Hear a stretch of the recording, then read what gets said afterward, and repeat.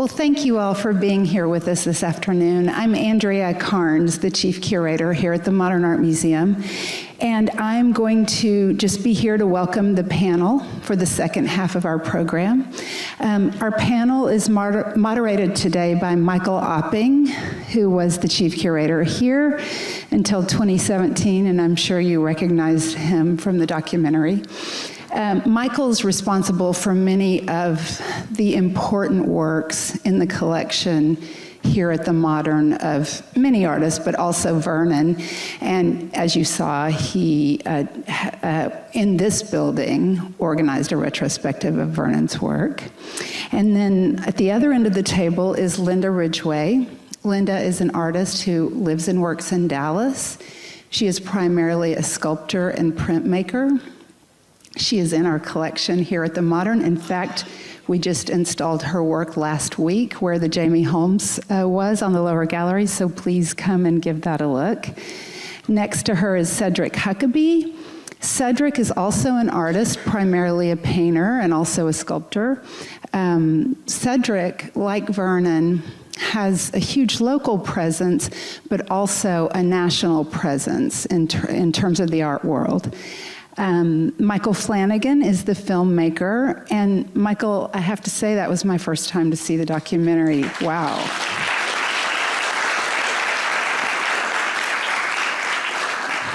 What a beautiful job of revealing not only the importance of Vernon as an artist, but also just his authenticity as a human and that Texas drawl. It was amazing. So I'll let Michael Auping take it from here. Welcome all.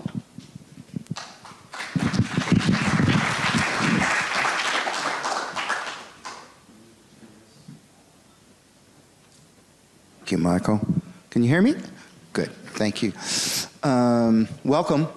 I want to preface this by saying that any number of people could have been invited to be on this panel. I'll take responsibility for the choices. Having Michael Flanagan here is obvious. Fantastic filmmaker, and at such a young age, wow. I need a film about me. But also Sedrick and Linda. We have had a memorial service for Vernon, and that's when we told our jokes, and we told our sweet and sad stories about Vernon, because that's what you do at memorials. But I wanted this to be more about having two professional artists, well-known artists here, to comment on their take on Vernon's career and when they first met him. So I'm going to start with you, though, Michael, and ask you the tough question of why you did this. And I know it seems obvious, because the film turned out so well, but it might not have. So what was it that made you work 3 years on this project? Well, thank you, Michael, and thank you, Andrea, and you all for being here. So that's a difficult question to answer. It's sort of abstract, but as a filmmaker, you're documentary filmmaker or narrative filmmaker, you're looking for a subject matter, and I was living in Denton at the time, and attending the University of North Texas, a graduate school for documentary filmmaking, and there was an art building next door to the department that I was in that had just opened up, a new wing of the art building, and they were hosting a exhibit, the inaugural exhibit at the new gallery there, which was a small retrospective of Vernon's work, and I attended it at the last minute, and I saw the show, and I was just completely blown away by the work. I have an interest in visual arts, painting, and all kinds of visual arts in addition to filmmaking, and so I was just taking in this show, and we talked a little bit about this before, about what does that mean? Why were you attracted to the work? And really, Vernon's work, just picking up on the content of the art, seeing this small retrospective was really kind of overwhelming, and I just realized there was a lot of worlds to go into, all these different moments in his career. The blackboard paintings were there, the text paintings were there, the periodic table was there, so it was just a really broad spectrum of aesthetic, in that room.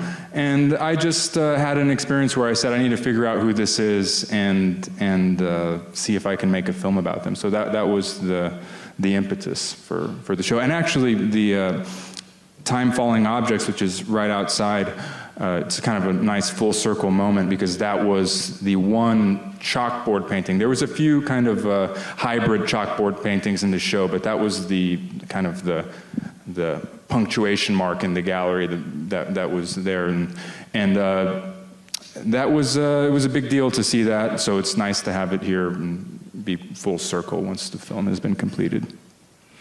One of my favorite parts of this film is the sound of Vernon in the studio and the music. And because I've always thought of Vernon as kind of a conceptual artist with a twang. He really captures, being a Californian and coming out here, he captures what I think of as this Texas landscape. And so, Linda, I want to ask you, because you were here in the 70s when Vernon was here, and I wanted to ask you when you first were aware of Vernon's work, and also when you first met Vernon, and if you could fold into that this idea, do you think there is a kind of Texas aesthetic that maybe Vernon represents?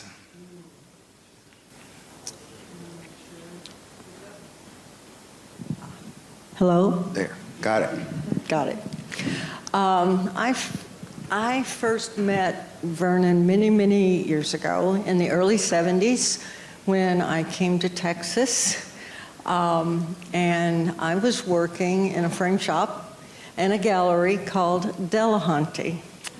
And it was run, and you saw in the film, Laura Carpenter was one of the owners. Laura Carpenter, Murray Smithers, and Jenny Gable.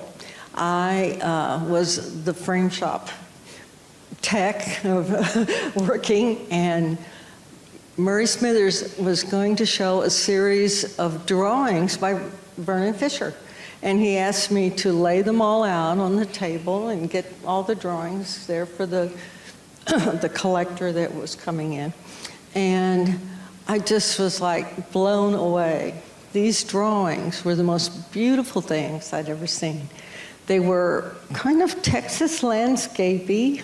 I don't know if that's a good word. Mm-hmm. And they had this kind of outer space quality as well. There was things coming into the planes.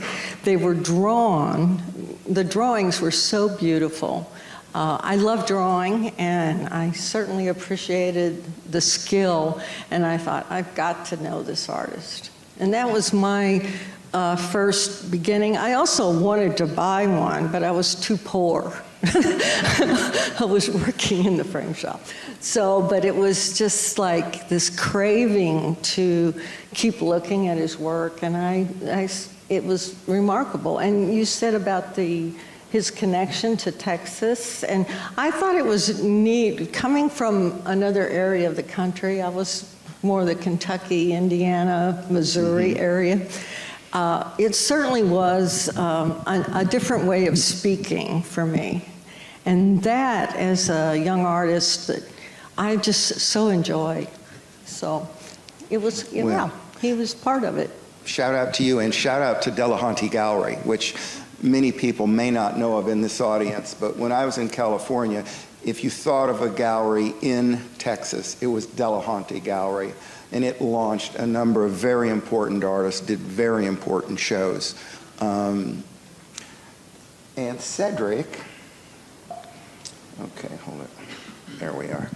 I had thought you had studied with Vernon, but apparently you didn't. So I do really want to know when you first met him and when you first were aware of his work as well.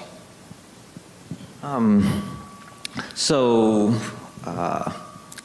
thank you for inviting me, and Thank you all for being here. Vernon, as you know, growing up in the area, there was a bunch of wonderful programs for art around. We learned painting in the back rooms in the Modern. They had a program called a Young Artist Apprenticeship Program. And they would, Vernon was one of the, major artists in the area. And I think I met his work before I met him. And the first piece I remember, and you'll have to help me with titles, it was Africa. Private Africa. Private Africa. That work, it was such a wonderful piece, just seeing it up on the wall. It had such a, like all of the, a lot of his work, but coming from a painter's perspective, there was the grid of the line versus like the lucid quality of the smearing that he would do.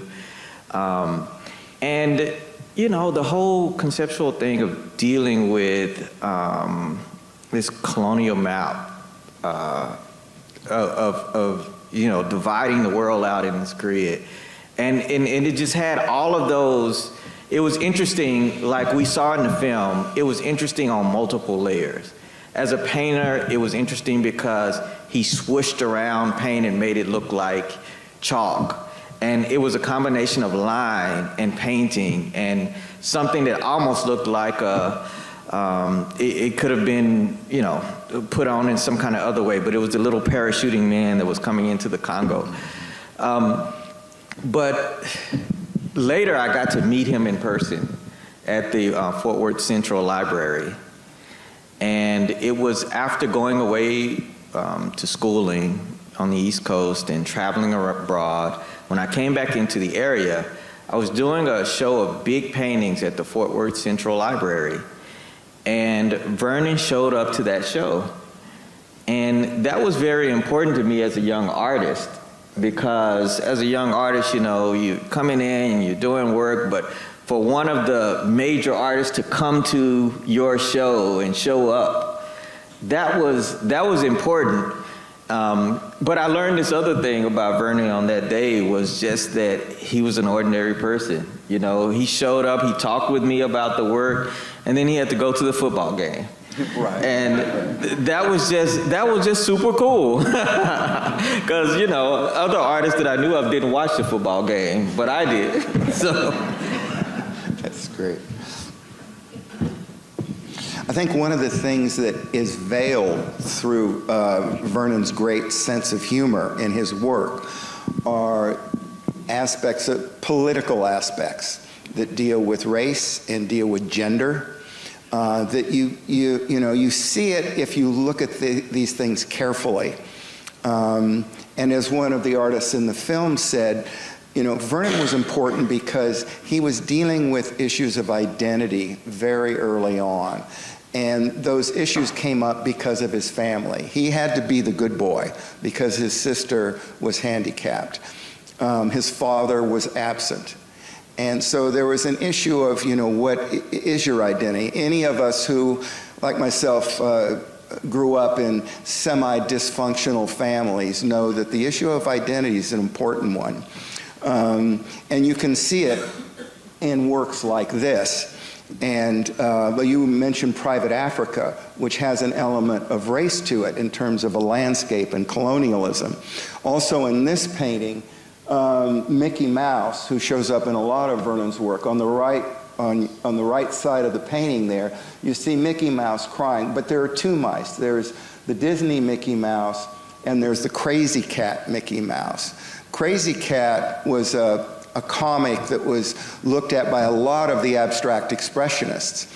And the drawer of the Crazy Cat series was a guy named George Harriman, and he was of mixed race. And so it's about a black cat, which was kind of a jazz term, about a black cat and a small mouse. And the cat, rather than trying to kill the mouse, is always trying to kiss the mouse. And it's very, very funny if you know the background of it.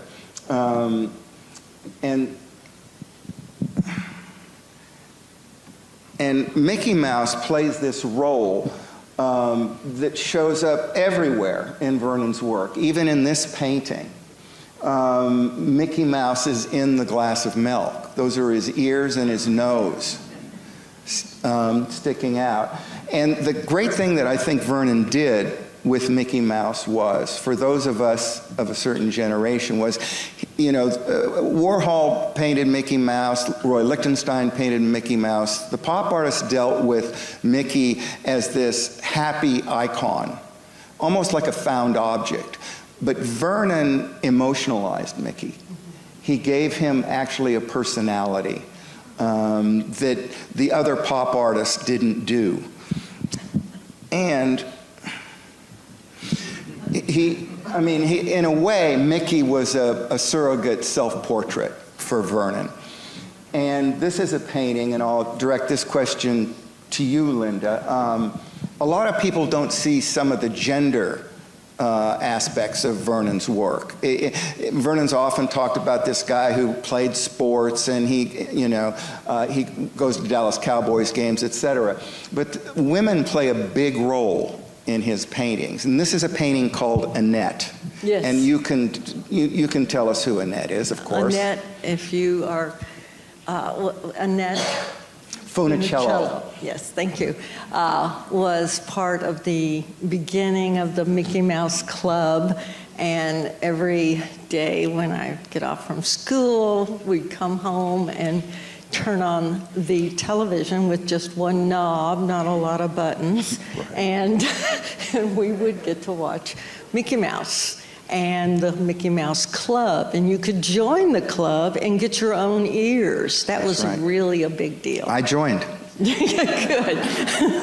And I love this, that he has the ears on. The painting's name is Annette, and one of the things that Vernon said a long time ago at some talk that I had gone to, he said, you know, most artists have the male and the female side together, right. That we feel two different ways at times, and that in our art sometimes it merges or expresses, and this painting right here is just what it's all about. It is. It is the dual personality that the artist is able to create that I think draws people in. That's my thing. And this is, of course, The Bride of Frankenstein. Yes. On the left. And Vernon and I often talked about The Bride of Frankenstein. For both of us, it was the best Frankenstein movie, The Bride of Frankenstein. It was a sequel to the original Frankenstein. And I find this painting fascinating because it's a set of construction toys. And, you know, I would say referencing, you know, the construction, again, of an identity, whether it's a female identity or a male identity or a mixed identity. And then you have The Bride of Frankenstein. I mean, she was very powerful. I don't know if any of you have seen that movie, but there's a scene in it where when she first meets Frankenstein, she goes, I mean, just really scary. I obviously remember it. Scared the hell out of me. And I love the erector set because, again, that's part of my generation. Instead of getting nice little plastic toys, this is what we got. We got these little metal things with tons of screws, and I had two brothers, and I was the oldest, and they didn't want to mess with building because it would come in a box with all these pieces. And I remember as a kid getting in there and having to build them because it just was this compulsion. And I just love the fact that there's this combination of these two random elements, and yet there is this link of childhood and fear. There's fear in this piece. There is. Yes. I agree. You know, it's a male being afraid of a very powerful female. Yes. I mean, let's face it. Can I say one thing? Sure. One of the things that I thought was interesting about this piece and it's titled Bridge, is the way the black and white section in the middle connects. I know Vernon often, to me, I'm kind of seeing the bridge between abstraction with the black and white and the figure on the left, and I think Vernon was interested in, abstract and figuration and the bridge between that. So I think that, again, just one of the many layers of bridge that he's exploring, I think. So that's... This is a painting that is in the Moderns collection. It's one of the most important paintings of Vernon's they own. And it's called 84 Sparrows. And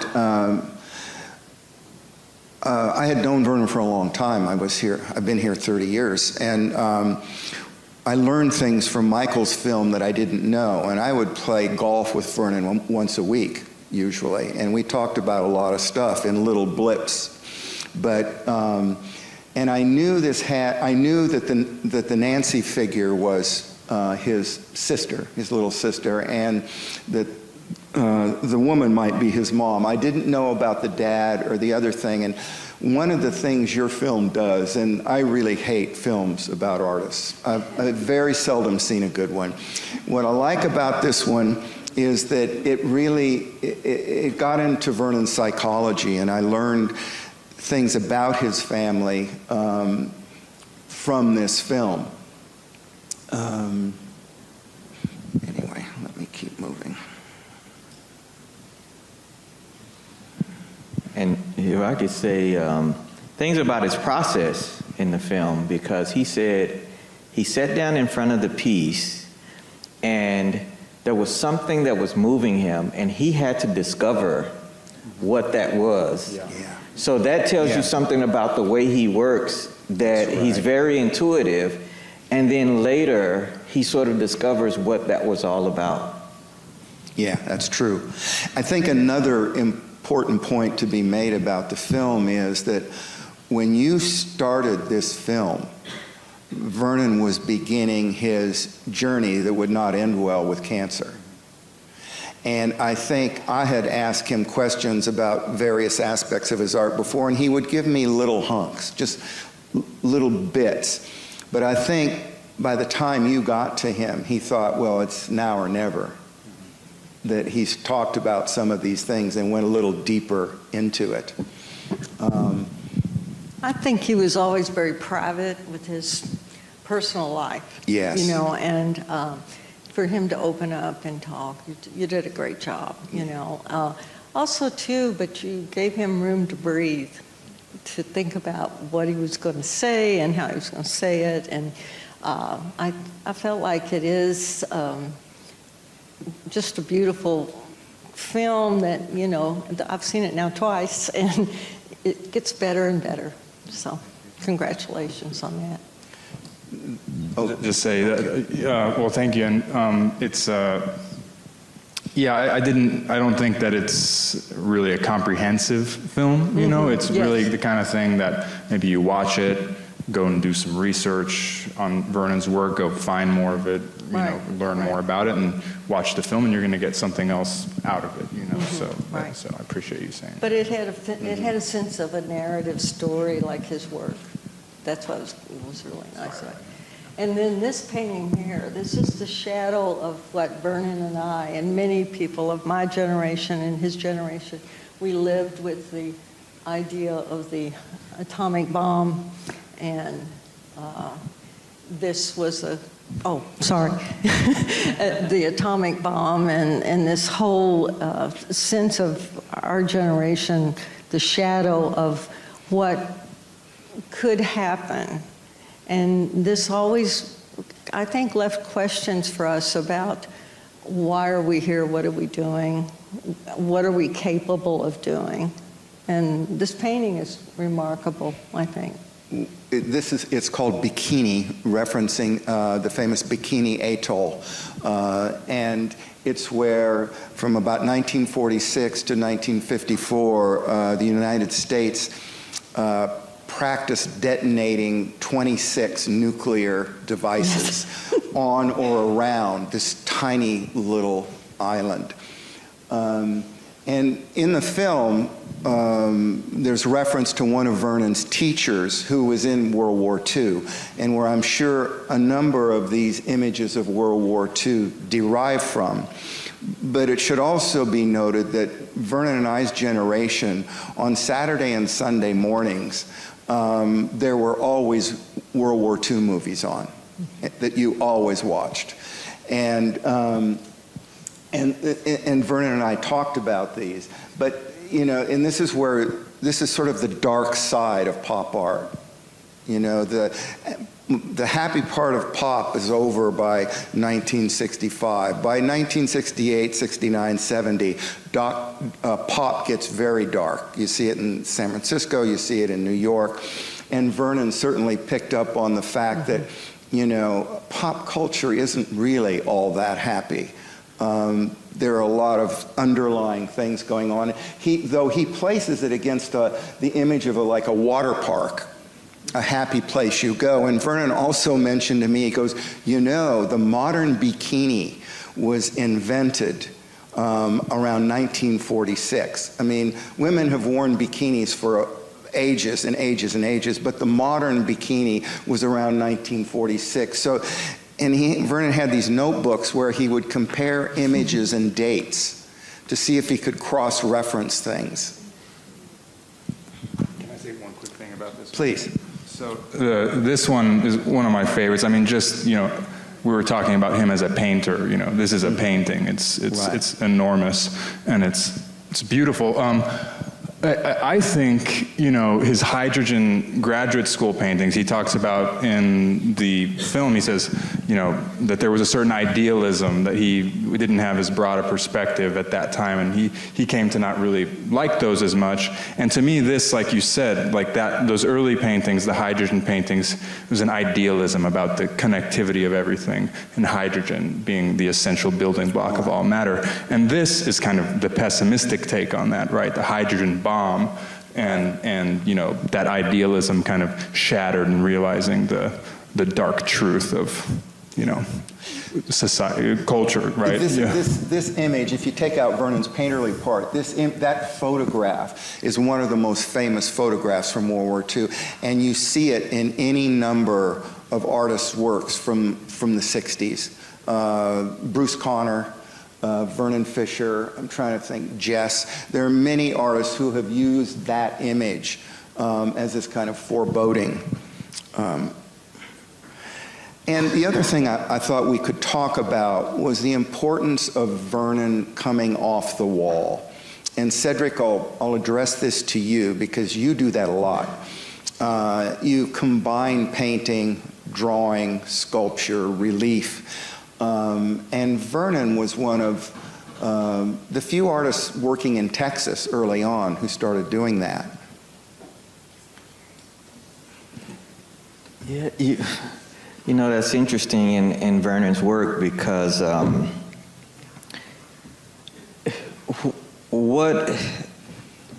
I look at his work and study it, you see a person, an artist, sort of unfolding and getting more confident and growing in confidence and growing in, you know, what he does as an artist. I think I've always thought of him as a very, a painter's painter, but a tricky one. That's good. That's good. Because he uses all of these tools and stuff, and it looks like it's not about painting, but in some ways, yeah, it is. You know, it's about making that image convincing, and then it's about spreading the material out and having fun with it, and then it's about material. And I think like the whole coming off the canvas is just that whole love of material, and one embracing more and more of liberties as an artist. And one of the things that inspires me with Vernon is that he seemed to find true liberty in the work that he would do. Like, he wouldn't put any frame on it. It could come off the canvas. He could build a train across the studio.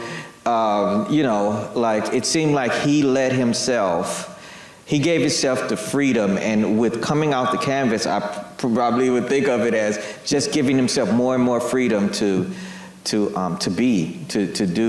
you know, to activate his artistic desire. Yeah. And you were saying earlier, Linda, that, you know, he would do things, and every region has this, even New York, you know, when somebody does something before others, they do it because the others were a little too afraid to do it. Yes. They needed somebody else to do it. Yes, yes. He was certainly very brave about things, and very, well, just in the fact that this piece right here, just the whole sculptural aspect of it, and I remember seeing that painting that, I think it's in the group that you're going to show, but it has the wood of the frame of the canvas showing through with cuts and everything. And as an artist, I was so excited to see the kind of combination of things like that. The idea of breaking the traditions of what painting should be, you know, oil or whatever, acrylic. I mean, he just would go after any material and was fearless about it. And fearless about attempting to show his work in other locations and still continue, as I said, being a teacher and a mentor to so many people. And that's a tough path to follow. And he was good at it. He did it. That's a good point about the back of Vernon's paintings. And I think the painting that's outside here has it. They have this superstructure made of wood, and they're very carefully made. Yes. I mean, it's fine carpentry, and it's behind the painting. Yeah. And I would say to Vernon, why did you do that? He said, well, I want to make sure it holds up. And what I really realized that he's obsessive. He was obsessive about work. Yes. In other words, as you run out of things to paint, okay, I'll build a bunch of stuff on the back, you know, to make myself have to work more, because I'm going to be at the studio from 6 in the morning until 4:30 in the afternoon every day.